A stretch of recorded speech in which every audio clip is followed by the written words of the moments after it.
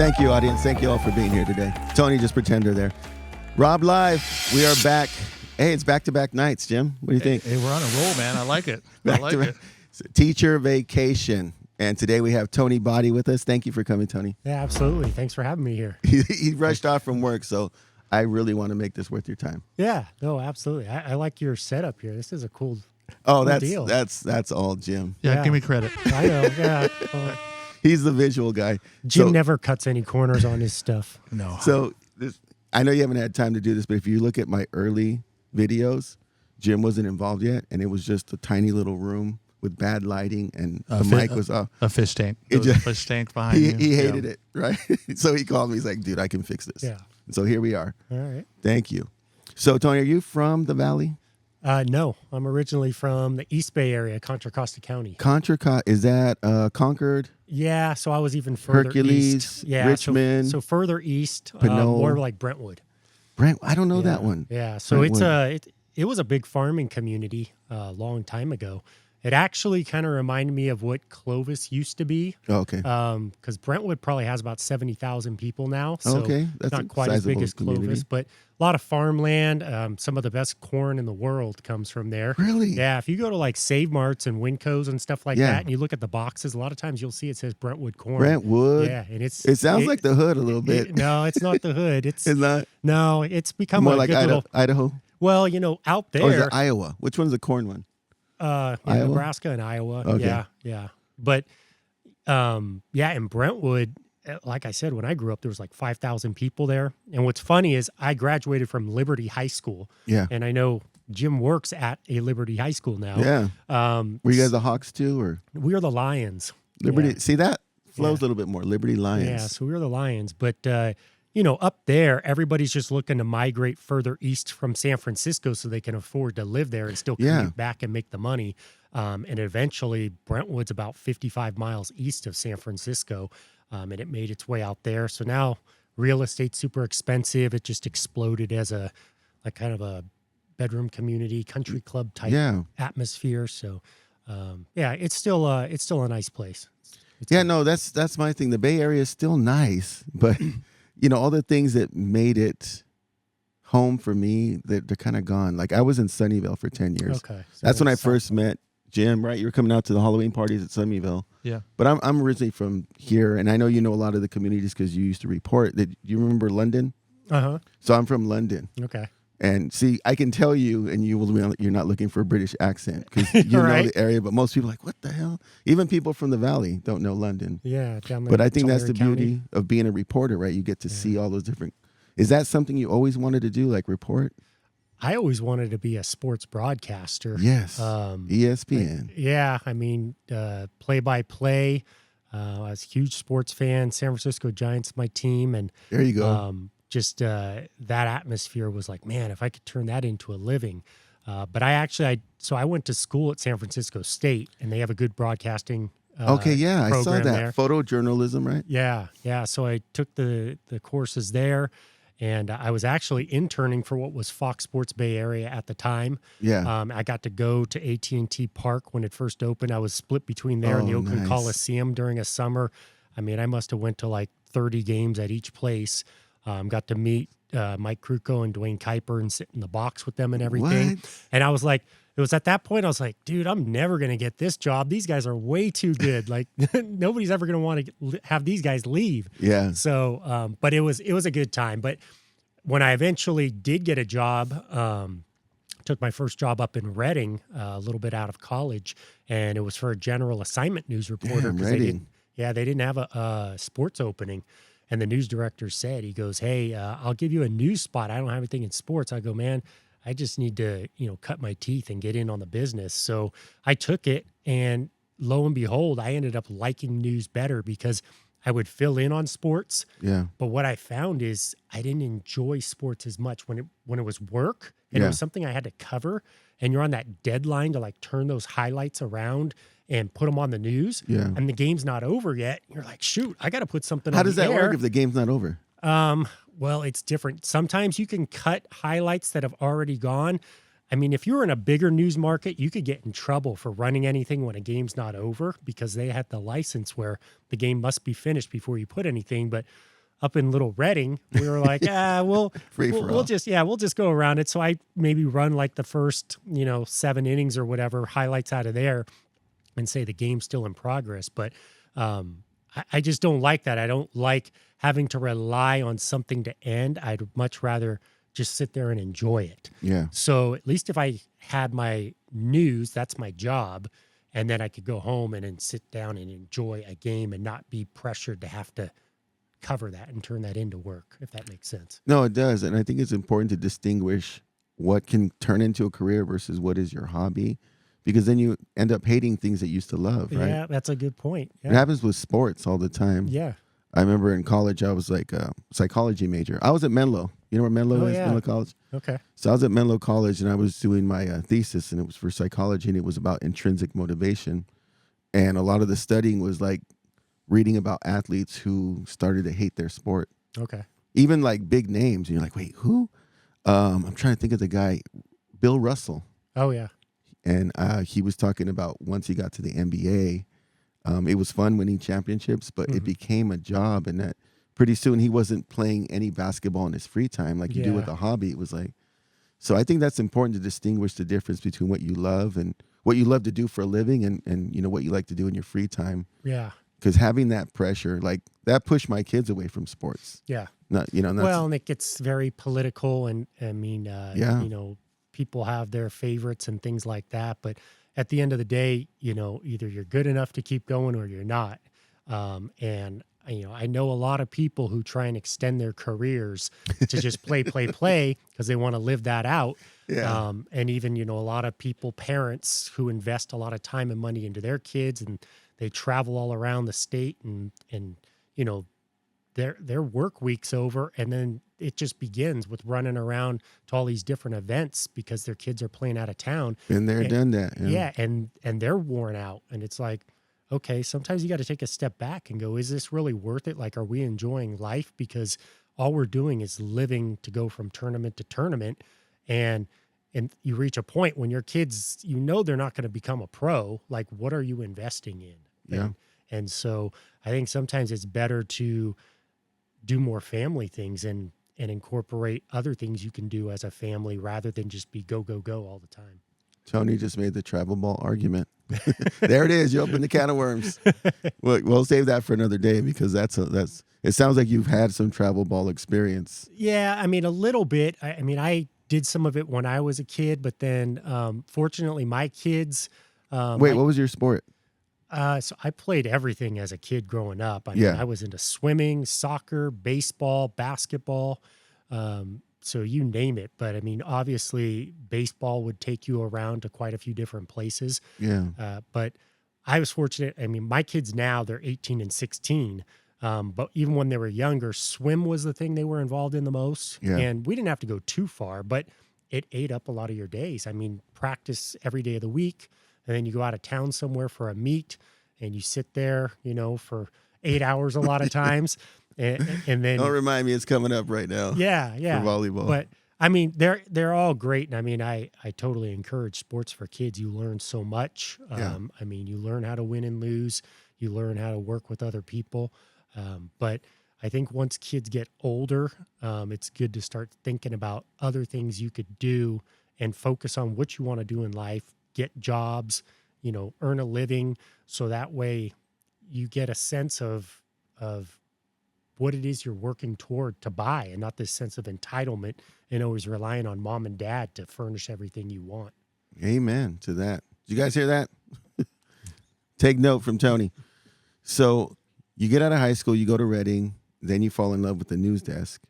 And then what's your next move after that? Yeah. So, I mean, high school and then community college, which I'm a big advocate of. I did 3 years at community college because I was working at a grocery store, so I couldn't take as many units. What's the community college out there? I went to DVC, which is Diablo Valley College. Yes, I have Pleasant friends Hill. who went there. Okay. Yeah, so right next to Concord. Did 3 years there, and then I transferred to San Francisco State, did 2 years there, got out, couldn't find a job right away, so I was working for my brother-in-law, driving hay trucks, bucking hay, stacking them really high into barns and stuff like that. And I was like, dude, I'm not doing this the rest of my life. I think that's a good thing, right? Yeah. To not have it right away. Yeah. Because then that appreciation's there when you get it. Well, I mean, to this day, that's the hardest physical job I've ever worked in my life. I mean, you were just How long were you into that? I did that for a couple of years. But I mean, get me out of here. That's just hard manual labor. I mean, I was all ripped up back then because I mean, it was a good job for a workout. But yeah, he knew that obviously I was trying to get to other places, and I was grateful for the opportunity he gave me to pass the time. And then saved up some more money. Eventually, got that job in Redding. Was able to buy a house up there. Got married. I'd already been dating my wife from the Bay Area. Okay. Is she from the same hometown? Or? Yeah, she's from Oakley. So just about 10, 15 minutes away from where I grew up. I felt like I knew all the Bay Area towns until I met you. Brentwood or Oakley, not ringing a bell. It's all on the Highway 4 corridor. So it goes Brentwood, Oakley, Antioch, Pittsburgh, Concord. Okay, finally. Antioch, Pittsburgh, Concord. Yeah, I got those three. Yeah, so you got to go a little further east. Okay. That's where we were. So then you guys moved. When did you find the Fresno job? I came here in 2007. I got a job at CBS 47, and that's where I met Jim. We worked many stories together. He was my photographer. You have any Jim stories? Do you recall? There was always stories. I mean, one that pops in my head just because I can see the picture. I'm watching his face. Just because I can. What's he gonna say? No, just because I could see the picture in my head from what we posted on social media. We got locked out of our live van when we were at the Madera Sheriff's Office, and Jim had to take the old wire coat hanger, and we were trying to fish it through to try and unlock the van. But I think I did get it right. I think we got it. Yeah, by a couple of Rossi days of breaking in cars. No, I didn't break any cars. Yeah, it worked out. So yeah. You figured it out. Yeah. Oh, that's awesome. So then you did that, I believe, what, 7 years, 8 years? Yeah. So I was there for 7. So in total, I did a little over 10 years as a TV news reporter. Is there any story that still to this day is just very vivid in your mind? Yeah, I mean, there's a few. Like there was one really bad one out in the Mendota area. It was a little boy. He went missing. He was 4 years old. Oh. And so the search was on, and a couple days later, the sheriff's office finally found him, and the suspect was his neighbor, who was a teenage boy. And we found out that he had sexually abused him, and as a way of covering up what he had done wrong, he ended up killing the little boy, and he put him inside the clothes dryer. And so he was in there for a couple of days. So at that time, my son was getting close to that age too, so it really hit home. Anytime stuff with kids, it's really tough to kind of deal with those stories. Here's where I find, like, whenever a tough story happens and I'm watching, I'm always kind of reading the reporter to see how am I going to say this, because you want to be sensitive to it. I know that you guys aren't supposed to necessarily be overly dramatic, but you want to come across as empathetic, right? Oh, absolutely. I mean, it's easy in that line of work to become jaded because everything is, every day there's tragedies, and in that business you get sent to them, car crashes, murders, all this sort of stuff. But then sometimes there's ones that stand out. And I mean, to see like a family that's traveling home get hit by a drunk driver or something and everybody dies or something like that. Yeah. I mean, that just, that sticks with you. And I always say, no matter what it is in life, put yourself in those people's shoes at that moment, and it should kind of recalibrate your way of thinking instead of just thinking, oh, this is another one. There are other ones where people bring things upon themselves, and you could sometimes kind of go, okay, well, you kind of, live by the sword, die by the sword, especially if it's like gang stuff or drug related stuff. But other ones where, there's just no reason for it, and to see it happen, it's tough. See, that's the one that like sticks with me as a viewer, is the senseless act. Because I can justify a gang shooting if you're involved in a gang. It's like, okay, well, that's part of the life. It's still tragic.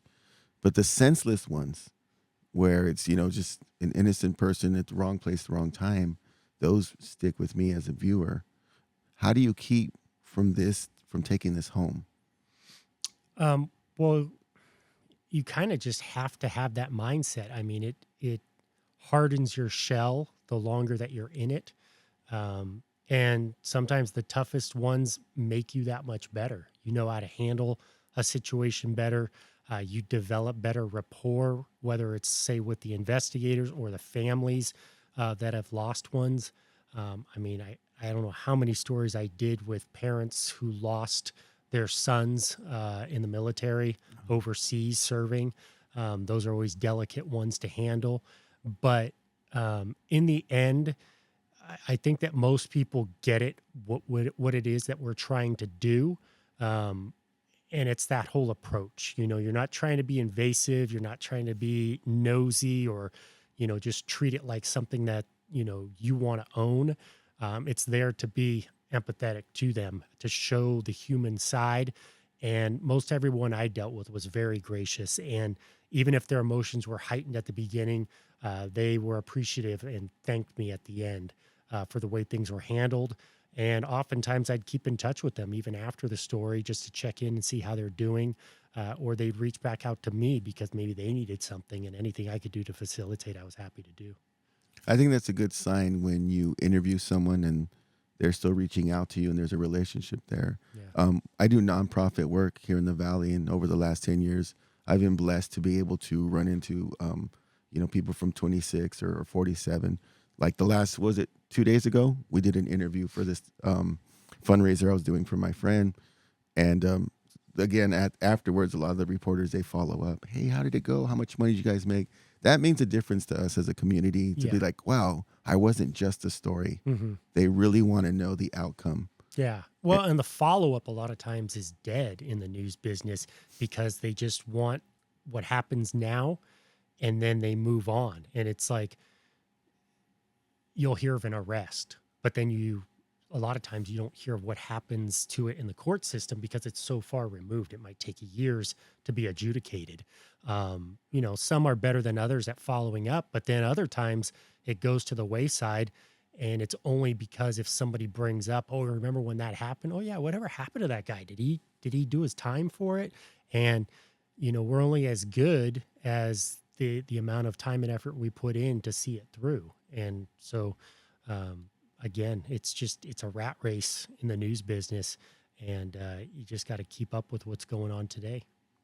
And that makes a huge difference to us as a public to see that. So you guys actually care and follow up on things. Now, I'm going to premise your next job with this story, because this is what I thought of when he told me. He says, public information officer, correct? Mm-hmm. And when he said, I was like, okay, I don't know what that means, Jim. Like, break it down for me. And as he was breaking it down, a story dawned on me, and I'm going to share it with you and see if this is accurate in any way. So, 2016, I'm working at Sierra Pacific High School. I'm a teacher like Jim. And my principal, he had just started there. He was our vice principal the year before, and he took his own life. Mm. And the day it happened, they brought us into the staff lounge. After school, we never had an after-school meeting, right? And you're like, oh, what happened? And so, we're like kids. We're in the hallway, like, what happened? Do you know what happened, right? Trying to figure out what happened. We get in there, and our superintendent of schools comes in. And this is where I thought of you. He came in the room, and the family hadn't been notified yet. So as you know, you can't say too much until the family knows. And so he brought us in the room, and he says, and we're all on edge because we all kind of have this vibe that something happened to someone. And so we're looking to see who's coming in the room and who's not. And at the time, the only two people who hadn't been in the room yet was our secretary and our principal. And I thought, it's one of them too. Something happened. We didn't know what. And so our superintendent gets up there and he's like, I just want to let you guys know that you're going to hear some things in the media. You're going to hear some, please don't talk to the press, or thank you. Right. So because his hands are tied. Mm-hmm. And so I was like, I know that I'm frustrated right now, that I want more information, but I also understand why he just did what he did, because I don't know how I knew, but you don't tell anybody until the family knows. And I thought, what a difficult position for him to be in, to walk in that room, have information, know that everyone wants it, but not be able to give it to them because he's protecting the integrity of the investigation, or protecting the family. I picture that is your job a lot of the times, that you have to go up there and share what's happening, and people want answers, but you're not always able to give all the answers. Is that correct? Yeah. So I guess before we don't jump over too many things, so I transitioned out of news in 2014. I was burnt out. I was like, I need something else. And so this opportunity at the Fresno County Sheriff's Office opened. They wanted to hire a public information officer, and then Sheriff Mims decided to go with me. And so I took that job, and basically you could kind of look at it. I'm the spokesperson for the department. I'm kind of in that reporter role for now, this large law enforcement agency. What's interesting, I mean, we have patrol, we have jails, we have court security, we have the coroner's office, we have the public administrator's office. So there's a lot of responsibility. So jumping to your point to talk about the coroner's office, so we handle every single, suspicious death or unnatural death in Fresno County. So even if another agency, CHP or Fresno Police or somebody like that, investigate it, it ultimately comes through us. So I'm the one that's responsible for releasing that name to the public, to the media, and so forth. So, of course, the thing we always want to do is make sure that the family's notified. And my people at the coroner's office are really good. I mean, they'll say, hey, here's the name. I always double check. Hey, the family's been notified, right? Yes. Okay.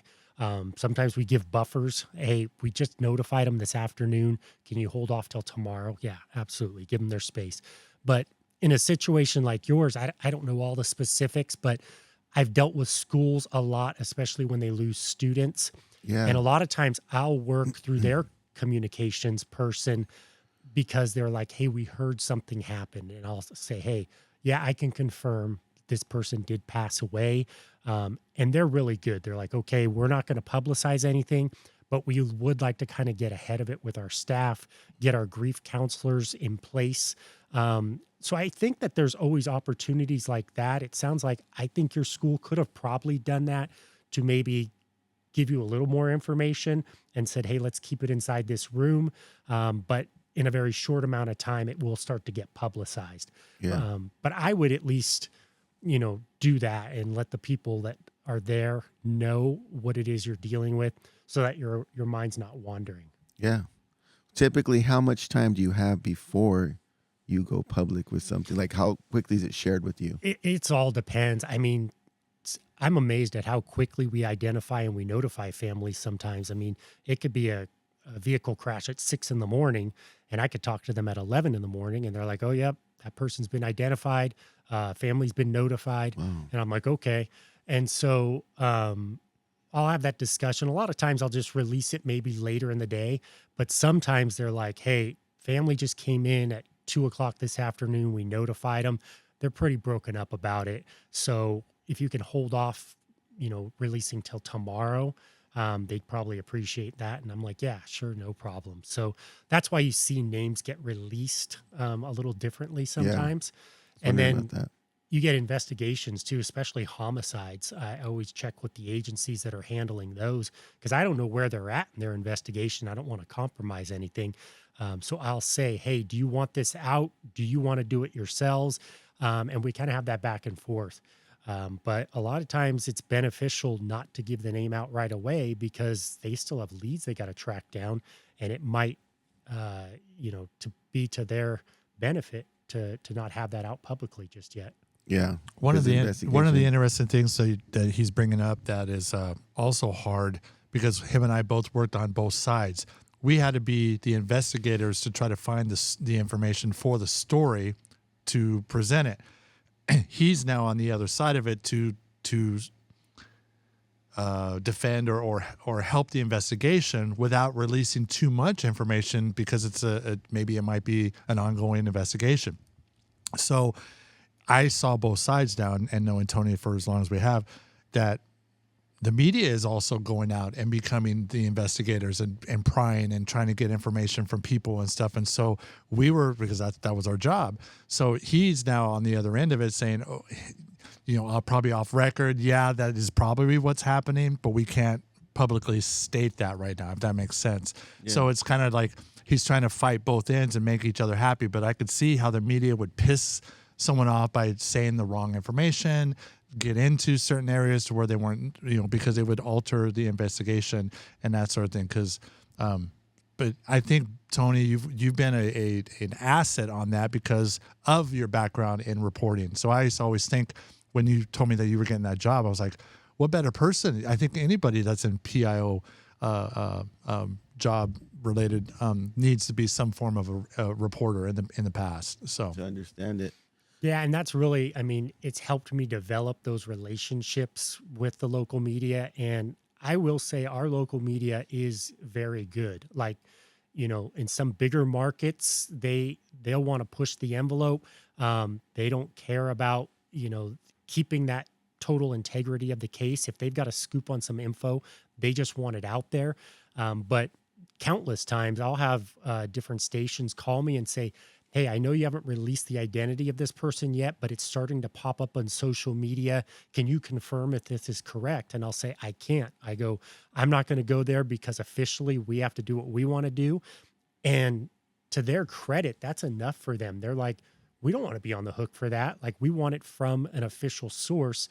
So even if we have to wait a day, we'll wait for Tony to give us that information so that we can put it out correctly. And that builds a lot of credit with me because it shows that they're taking the right route of how to do it so that we can continue to work and do what's best for the community. Yeah, that's encouraging to hear. I thought about a scenario, and I don't know if it's happened to you, where you have to report something and, we're in a small community. It happens to be people that you know. Have you ever had a situation where you had to report on someone you knew personally and put the emotions aside to be able to report on that? On the news side or in my sheriff's job? Both. Both. Yeah, for sure. To be honest, it probably happens more on the sheriff's side. I think just because as time has gone on, I've gotten to know so many more people. It's like I've really widened my contact groups now because a lot of it used to be on news, and now I'm gaining it in the law enforcement community, different members of the community from all aspects. And you put that all together, and now I have like this wide network of people. So there's eventually going to be overlap. And, people say all the time, Fresno's a big city, but it's a small town. And it really is because the same names pop up. There's so much overlap. People who work in hospitals and things like that, business owners, and kind of everything crosses. I could just remember a couple months ago, we were in a pursuit and it ended in a crash. And I got out on the scene and I see this guy tending to his vehicle that's all mangled. And I looked and I go, hey, and I realized who it was. And it was this guy I know, this guy I've done business with and all sorts of stuff. So obviously I'm like, hey, are you okay? Yeah, no, I'm doing okay. And I'm just like, what a small world. Like, of all the people, he just happened to be driving through and this idiot that was running red lights and speeding away crashed into him. Thank God him and his wife survived and pretty much escaped unscathed. But again, especially around here, you never know when you go to a scene if it is going to end up being somebody that you might actually know. Yeah, that's crazy. So my friend, a teacher, right? Her husband's a police officer in Lemoore. And so she always has these random things that she'll warn us about. And I was like, I live in Lemoore for 10 years. I know that. She's like, hey, look after your cats. And I'll be like, why? They're stealing cats right now. I'm like, what? Right? So there's all these little patterns that people recognize who are in the business on a regular basis. Is there any like unexpected pattern that you've seen in crime or just incident that happens more often than people might not realize? Yeah, there's always trends that are popping up. I know one that was happening for a little bit, just even a few months ago. They call it jugging. Jugging? It's a goofy name, but it's where somebody kind of sits in a parking lot and you go to a bank and they watch you, and like you'll go to the ATM, you'll take money out, you get in your car, and then you take off.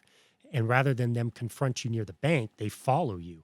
And so maybe you go to a shopping center and they'll either maybe try and rob you, carjack you there. Maybe if they think that you left some of the money inside the vehicle, they'll break into the vehicle while you go inside the store. So, yeah, I mean, I've never heard of this one. Yeah. We call it jacking. Remember? Yeah. I mean, this straight is jacking. right. I mean, that's because that's a true confrontation, but this is a little bit more passive where you're monitoring somebody and then you move in later. But it really makes you more cognizant and aware of everything that's going on. I mean, I'm like, because of my job, both in news and in law enforcement, I'm like hyper vigilant. Like, yeah, I mean, can imagine. I don't look at the world like everybody else. Your lens is definitely different. Right. Yeah. So, I mean, I'm always looking at all the potential threats and just knowing what I know and what could happen. So I try and take the safest route anytime I'm out and about. Well, I can imagine what those conversations might be at home because my mom was a nurse, right? So she did the graveyard. And so she'd get home like 2, 3 in the morning. I don't know if I told you this one, Jim, but I was like 8 years old. My sister's 5, right? The other kids are like in high school. And she'd get us up at 3 in the morning. Hey, everybody up. So we'd be in the living room half asleep. She's like, you will never own a motorcycle. I'm like, well, that's great because I'm 8 years old. So I'm, you know what I mean? I'm like, where's this coming from? And then every night was a different speech. Right? Mm-hmm. You will not swim alone. What was she watching at night that made her feel like she needed to tell you that? Well, no, she's in the emergency room. Yeah. She saw it. She's seeing body parts, she's, you know, the whole thing. So whatever happened, whatever tragedy happened that night, we get the speech, right? Right there on the spot. So do you have any warnings that you give at home that the kids are like, absolutely. Dad, what are you talking about? Jugging. Yeah. Well, I mean, yeah, that's a great point. And the motorcycle one is a prime example. See, Jim? I still like them. Well, you're older and you're more of a veteran driver / rider, but especially young people, I advise against. So like the crotch rocket, the super fast ones. But any of those, I mean, if you're going to do a dirt bike, at least you're more in a controlled environment. You're out on a dirt track off the highway. But I always say my son is really into motorcycles and he'd love to have one day. Right now he does have a dirt bike, which I'm good with. But I go, you're at a disadvantage every time you get on the road. Like, people aren't even safe in cars. Like, you don't stand a chance in a motorcycle. Like, they can't see you.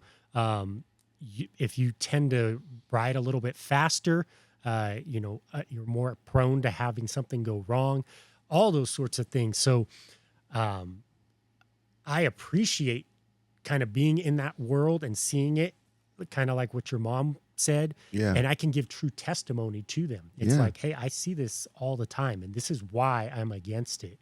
And my wife is too. We're like, no, we're not down with you riding a motorcycle. And again, like, Jim, if you've got a Harley or something like that and you're 50 years old, okay, you probably know a little bit more what you're doing. But just to get out there on one of these Ninjas or something like that, no way. You've seen too much. Well, it's you said the point, when you drive more defensively than you do, just think, oh, well, I'm just on the road.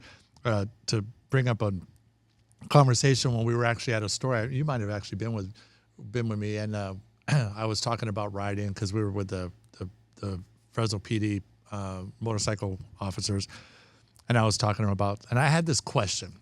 I said, hey, this guy cut me off when I was riding, and I kicked the door to let him know. Like, he had gotten so close to me that I kicked his door, like, hey, back up. You've done this twice, whatever.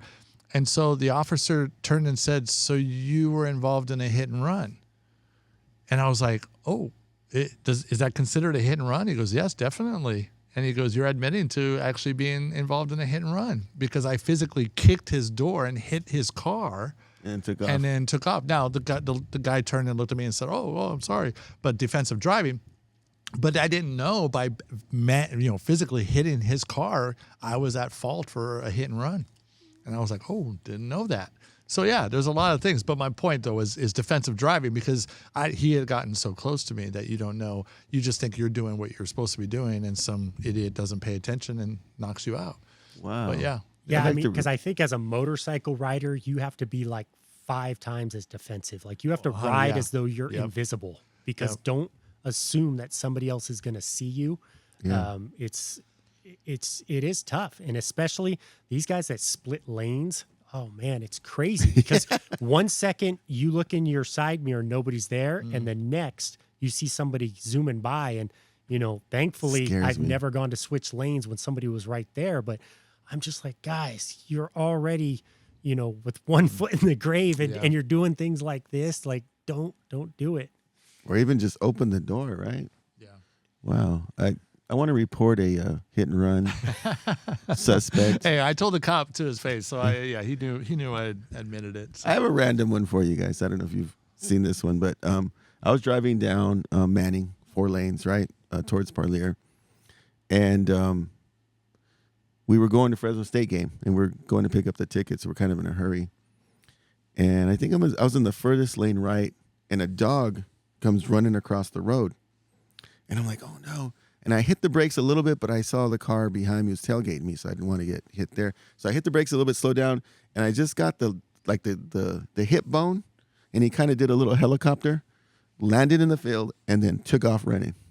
And I was like, oh, thank God, he's fine. Right? He just took off. Didn't even do the yelp or anything.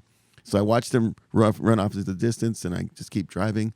And then this minivan pulls up to my right. And I'm like, pull over. I saw you hit him. And I'm like, all right, well, let's pull over to make sure this is all good.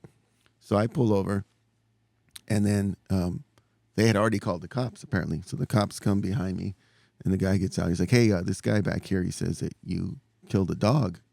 And I was like, well, I mean, I hit the dog on the edge, and he took off running in the field. I mean, do I chase him down? Or he's like, you sure he's fine? I go, yeah, I saw him run off. He's like, okay. So the law is at this time was if you kill a cat, you just keep on trucking. But if it's a dog, you have to stop and report it. Otherwise, it's a hit and run. You guys know that? I didn't know that one. I'm not familiar with that. I know that typically if you do hit an animal, the humane thing to do is to like pull over and see if you can locate the owner or something. It sounds like on Manning, where there's so much space out there, Yeah. it probably would have been tough for you to identify who that dog even Yeah, no, he belongs just to. ran off in the distance, Yeah. sprinting, and I was like, Yeah. I guess he's going home. Yeah. But I mean, like, if you were in a neighborhood or something like that and you hit an animal, then you Yeah. maybe at least want to investigate a little bit, call it in, get animal services out there, but maybe see if, hey, knock on a door. Hey, I'm sorry, I hit an animal. Do you know who this belongs to? But criminally, I don't think so. And I mean, the car is supposed to be on the road. The dog is not. And, we'll always say, don't jeopardize your life or the safety of others on the That's road what I said. Yeah. to try and avoid an animal. I tell new drivers that all the time. I said, I love animals too, but if it's between me and the squirrel, Yeah. And all the people behind me. So Tony, I wanted to ask, you and I haven't actually.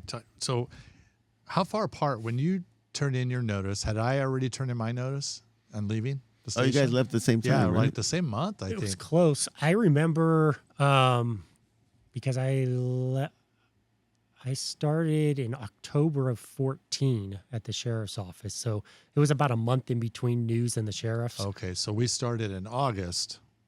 So that's when school started. So that's. But I know you kept your job at the news They let me station keep in going, order yeah. to kind of feel things out. yeah. And you were still, you would come and do interviews with me. Yeah, that's right. Because I was like, how much longer are you hanging in there? Yeah. Like, I don't know. I'm just still kind of hanging around. Yeah, Chad McCollum used to let me come back, and I'd start at 5 instead of 3. So Yeah. that's right, coming down the mountain. But my question, though, was in all the stories that we've done, because you go to a scene, whether it's a crime scene, domestic violence scene, whatever it is, and you're in the same boat on doing it on the other end of it, is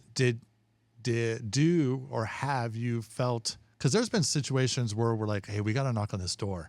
We don't know what we're going into. We got to see if someone will talk, whether the situation is. Have you been in a position now with this job that was more or less or more or just as scary as it was on some of these scenes that we would go in as a reporter, photographer going in, to where, excuse me, everyone's like out to get you? Obviously the media is either on your side or they hate you. There's kind of a fine line there. But I remember going to up in the mountains when we were looking for the the bodies of the Carrie Stainer cases that were up there. Were you here back then? I don't know if you. That was before my So time. I lived in. we the were Bay knocking Area. on doors, and you don't know what you're going to get to when you knock on someone's door. And That's pretty brave of you guys. Yeah, it is. But we're trying to get the story. We're trying to talk to somebody, and this guy was. I'll never forget this. Carrie Stainer was a case where they had 3 missing women that were up in the Yosemite area that they.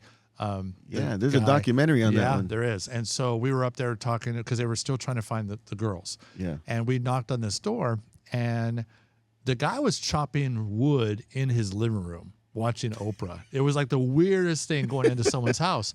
Well, he's holding an axe, and I had 1 foot like about ready to run because we didn't know what type of person this was.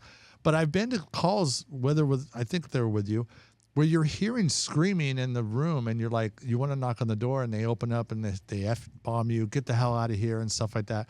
So my question is did you ever come to a position where you felt, do you feel safer knowing that you're working law enforcement now than where you were as a reporter? Oh, 100%. Yeah, exactly. Right. I go to a scene. We all there, have all the equipment. We have guns. We have all that sort of stuff. And once you have a scene, nobody's going to come up and try and do something to you when you got a bunch of cops there. But yeah, I think that whole knock and talk thing in the news is one of the stupidest things that management can ask their personnel to do. I think they still do it, don't they? Yeah. They probably do. And number one, like if you're going to knock on the door of somebody who just lost a family member, it's insensitive. I mean, it'd be one thing to like put your business card on the door and then just kind of let them come to you if you need to. If you drive down the street and that's the house and people happen to be outside, then okay, like that's one thing. It's kind of more of a cordial greet outside, but to like kind of go into that space. But then even outside of that, just because like if a shooting happens on a street, then they're like, get the reaction from the neighbors. Well, what do you think they're going to say? And then they're going to say the cliche, well, it never happens around here. This is the quietest neighborhood, blah, blah, blah. And it's like for that useless soundbite, you put your personnel in jeopardy. At risk. But that person's not going to add any value to the story. They want another voice. They want to humanize it. But you're better off just reporting the straight facts than to put your people in that position. And I think slowly over time, news organizations have realized the position that they are putting their people in. I mean, just look when they're doing live shots in the Bay Area years ago, different things like in Florida, these crews getting robbed, getting assaulted, all this sort of stuff. And the marked vans, remember they took away the marked vans because they were targeting CBS or ABC. So they took the logos off because they didn't want them to know what station was reporting on that incident. Well, and in San Francisco, they'd even hire former law enforcement private security to go tag along with the crews on their stories or be there with their live shot. And they were still getting robbed. So That's crazy. It's like, okay. Did you ever have anything like that where they're I didn't have coming any. after you? I've had goofballs run around behind me. I've had people kind of I've seen that. lingering around as you're doing your thing. Yeah. And you definitely keep your eye out. It's nice when you work in partnership, like when me and Jim were there on scenes. At least you got somebody else, their eyes and ears and like that. But nowadays, they want the person to go by themselves and do live shots. And, it's like, I'm going to put a 24-year-old girl in Southwest Fresno at 11 o'clock at night for what? Like, you know how big of a liability that is? And it's insulting to her safety. Like, why would you do something like that? No story's worth that. Have them go in from the studio, have them tape a look live, but you don't need to put somebody out in that environment where they're potentially in danger. I didn't even know that happens. I think a lot of people don't understand the job because when they get in, they want to do anything. You're going to go live on downtown Fresno on the west side, whatever, 11 o'clock at night, and you're going to be out there, and you're like, by myself? Yeah, it's during the summertime, which everybody's out walking around, and there was a shooting, whatever, and you're like, there's been several times where you're like, what are we doing here? Mm-hmm. Like, just let's hurry up and get it and pack it down and go. You know, I think about one case in particular, and I'm not sure if it was during your timeline together, but it was the case in Fresno where I believe it was a father, and he had about 9 children in the home. Oh, Marcus Wesson. Yes. Did you guys cover that story? Oh, it's a huge story. Yeah. But was that during your time together? No, he was still in the news, but I was still up in Redding at that time. I was at 20. Okay. I was at 24 at that. No, I was at 47. Yes, but I'm waiting for that to be a show. So you were on the scene for that. Yeah. But you were at Reading, but you heard about it. That was jarring. I was on the scene when the wife and 2 of the siblings came home, and we were already outside, and we knew what was happening. And they did it. And they did it, and they showed up, and it just went. So for our viewers, there was an incident. This was about 7, 8, 9 years ago. Oh no, this was like 2005. Yeah. Oh wow, I'm way off. Yeah. So 2005, and here in Fresno, there was a father who had multiple children in the home. Correct, and I don't remember what triggered that particular day. Do you guys know the details? he trained his kids to be soldiers, and the government was out to eliminate them in his perspective. Yeah. And so they wanted to know why his kids weren't in school. And so CPS or someone came and knocked on the door.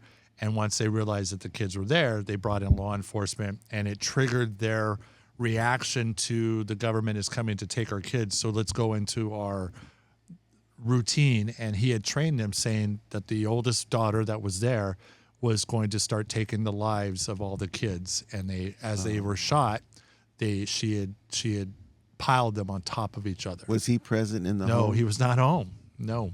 But this is what he had trained. Yeah. Oh. Yeah. So, and it just went into that whole thing, and it was a really odd, eerie story. There was coffins in the house that he was using for furniture that he wanted to build furniture with and stuff. And it just started to snowball. They demolished the building that they were living in, and they came from the Bay. I think they were from the Bay. They lived in San Francisco for a while.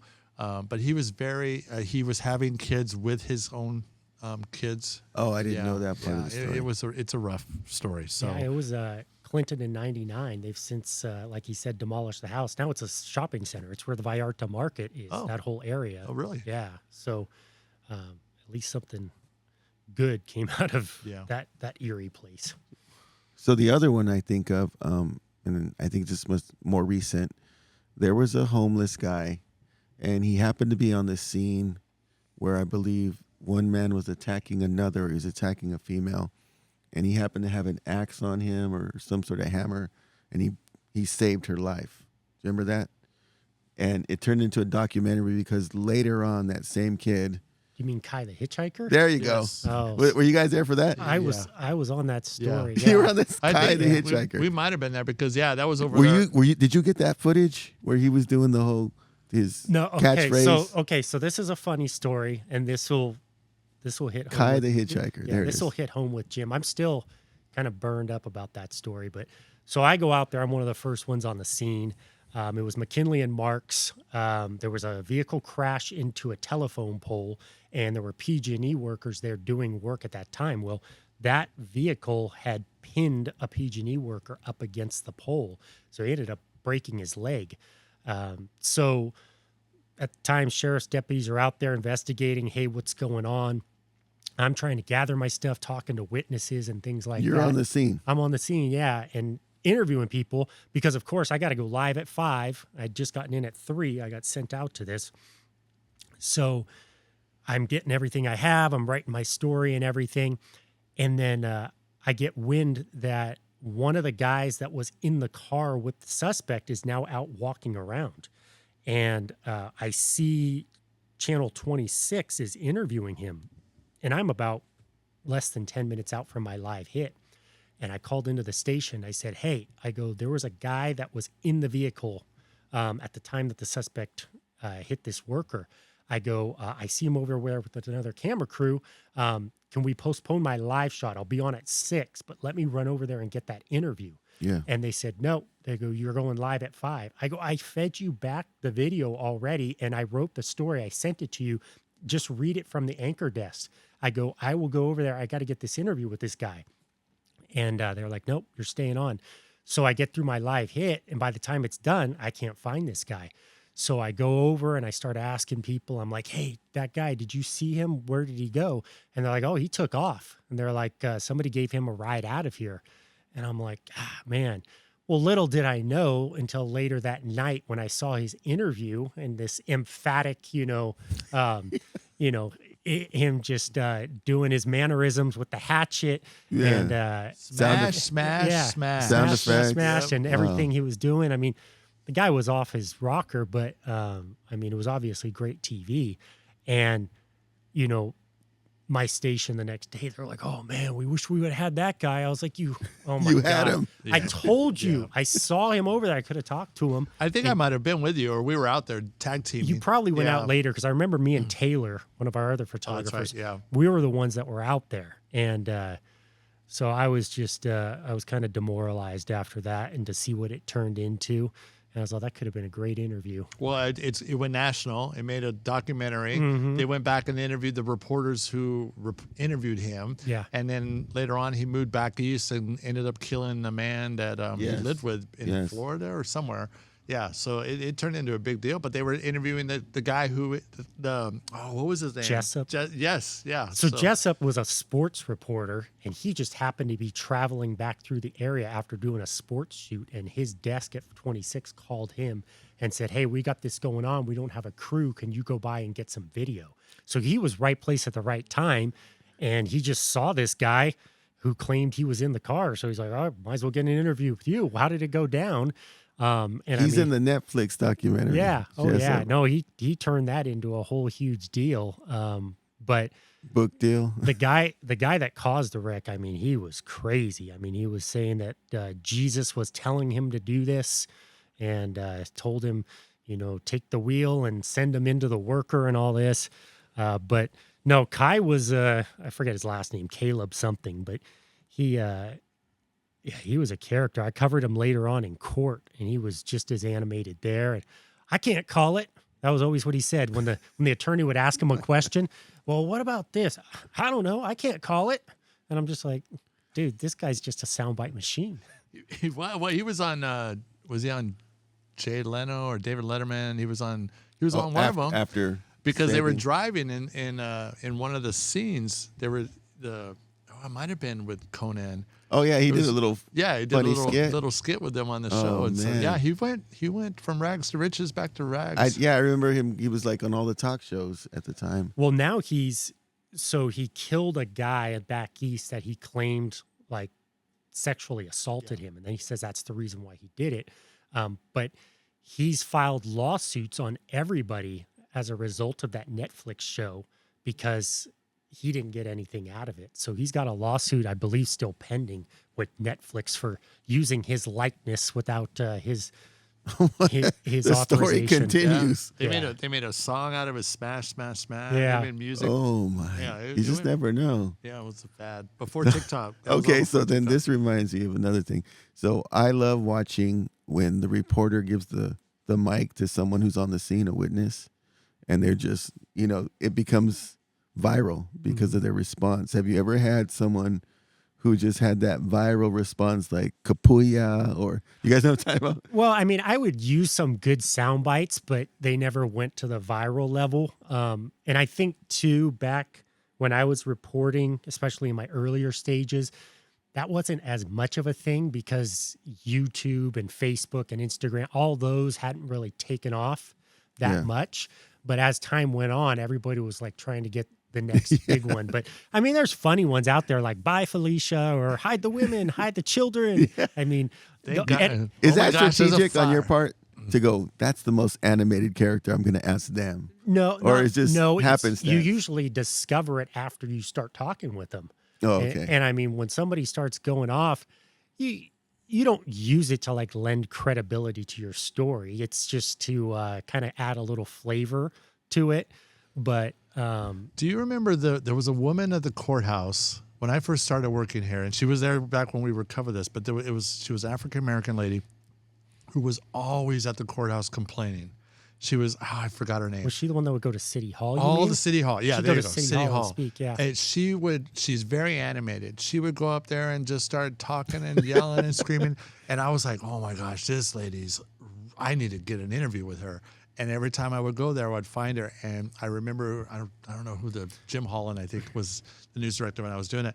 And anyways, they were like, stop talking to her because she's very animated. And everything that she was talking about was way off the rocker, right? And so, but I don't even think the council members even listened to her. They gave her 3 minutes and let her talk. And so she's since passed away. Yes, I did find out. Yeah. But she was the one, because it's a public comment period and you can't turn somebody down. Oh, that's right. So she 3 minutes. Show up, and she would always have whatever it is she had to talk about. And it was funny because you have to give your name and your address. And it's like everybody knew who she was and what she was going to say.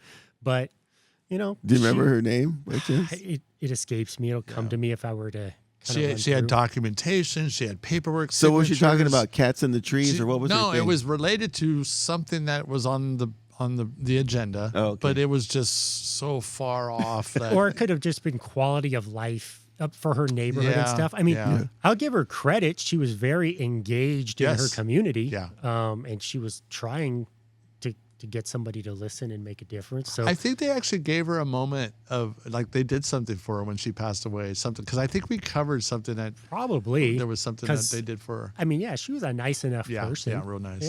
Yeah. Always wore a big old hat.